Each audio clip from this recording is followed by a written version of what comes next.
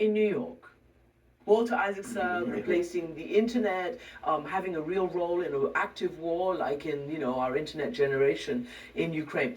I need to ask you, because it's in the news, how do you explain this discrepancy regarding the Starlink and the activation over the Ukraine attempt to take the war to Crimea in the early days? You said one thing in your book, that he turned it off, and he says another thing, and you've had to walk it back. Well, how does that happen? About that night when it was happening in September, he said to me, "Hey, we've disabled and we're not enabling this attack because it could start World War III." He was very apocalyptic. He says, "We're not going to let them use Starlink to do this sneak attack there." And I made the mistake of thinking he meant that night he turned it off. And later he said, no, it had already been disabled, but the Ukrainians, all the text messages are in the book, they're pretty amazing, were trying to get him to enable it because they did not know he had it disabled. And so I made a mistake in thinking that the decision to disable it was made that night.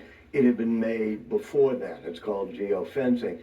But it's still, the main thing was he got to decide that night, do the Ukrainians get to do this attack or not do this attack? So it doesn't affect that, and it doesn't even affect the larger question is, how come he got to decide? Why is a private citizen deciding whether or not the Ukrainians can do it? How is that even possible? Does that trouble you about somebody like Musk? Well, I think it even troubled Musk after a while because he talks to General Mark Milley of the Joint Chiefs of Staff, talks to Jake Sullivan, the National Security Advisor, and they work out a deal where SpaceX, Musk's company, will sell some of these satellites to the U.S. military, and the U.S. military gets to decide. And that's really the way it should be.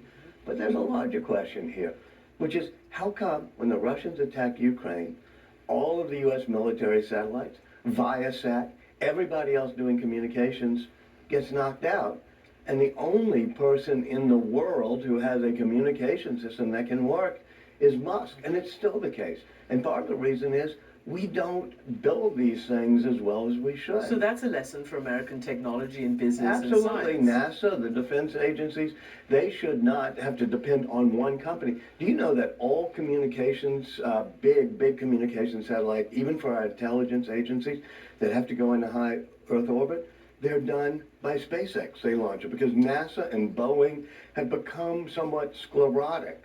And what about even this week, as he meets with Kim Jong-un, President Putin praised Musk, great American businessman, a great citizen of the world.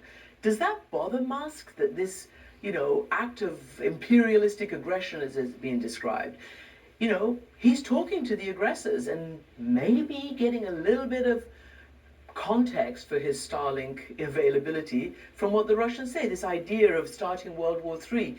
Is that really a concern right now? Well, Musk had somewhat of an apocalyptic vision, as he often does, of what can happen. And he talked to the Russian ambassador. The thing, though, to remember is when Russia invades Ukraine, that night, Ukraine has no way to communicate with its troops. Viasat's out, all the other satellites out. The only way to communicate would be Starlink.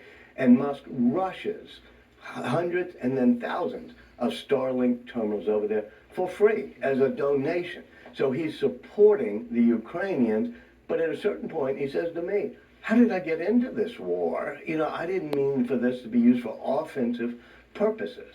Here's a comparison that you make between Musk and Jobs, and let me read it. Like Steve Jobs, he genuinely did not care if he offended or intimidated the people he worked with, as long as he drove them to accomplish feats they thought were impossible. It is not your job to make people on your team love you, he said at a SpaceX executive session years later. In fact, it's counterproductive.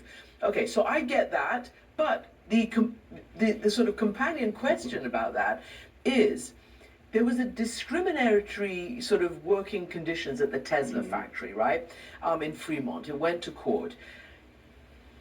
If Elon says he knew so much about all the working conditions wherever his factory floors were, how did he not know about the alleged racist language, behavior towards minorities?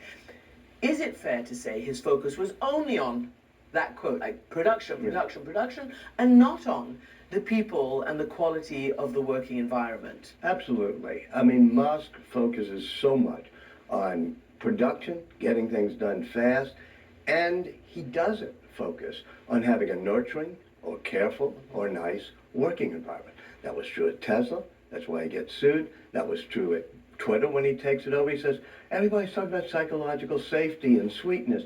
I'm talking about hardcore, all-in intensity. So that lack of empathy we talked about, that extends to the fact that, no, I want a really tough workplace, and he's not all that sensitive, which he should be. I mean, this is one of the downsides.